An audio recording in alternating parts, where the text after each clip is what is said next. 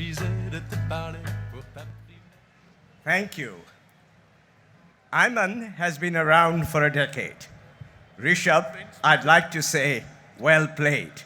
Our youth has always been our strength, and we should go to any length to develop their full potential.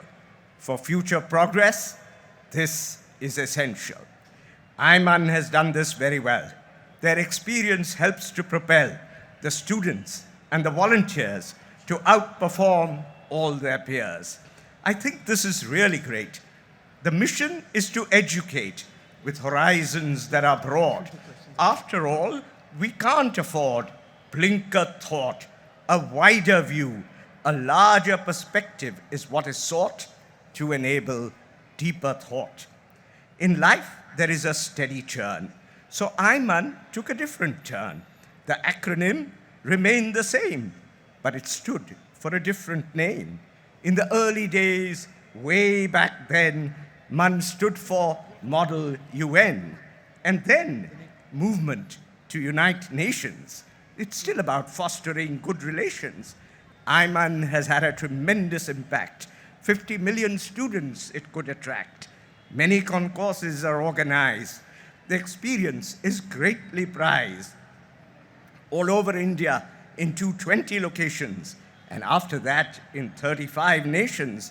And then there is a special treat, an overarching international meet. Yoga and Ayurveda are taught. Brilliant speakers are sought. Heads of nation, Hollywood stars, Nobel laureates, Bollywood stars. It is such a special thrill to hear students debate with skill. For the students, a major task is one action-oriented task. Plant a tree or teach a skill, or else attempt to fill a starving person's empty tummy with nutritious food that's also yummy.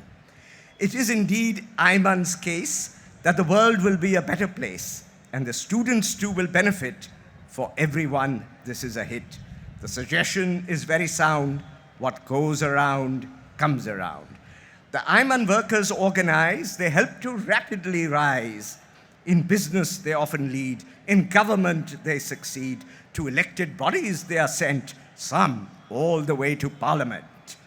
People of such eminence that their contribution is immense. Vasudhaiva Kutumbakam has a very soothing hum. Indian thought was our pride. The Indian doors were opened wide. External thought was celebrated and very smoothly assimilated. This indeed was our tradition, and it could serve as our new vision. With open minds and open hearts, embracing science and the arts, our differences are overrated. Our diversity should be celebrated. India should aspire to rise, not narrowly to Indianize.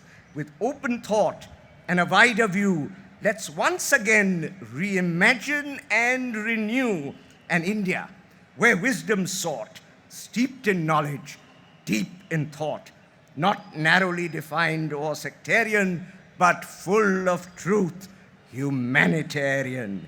And Ayman has a role to play in showing us the proper way to spread peace and harmony. A brighter world is what we'll see. Thank you.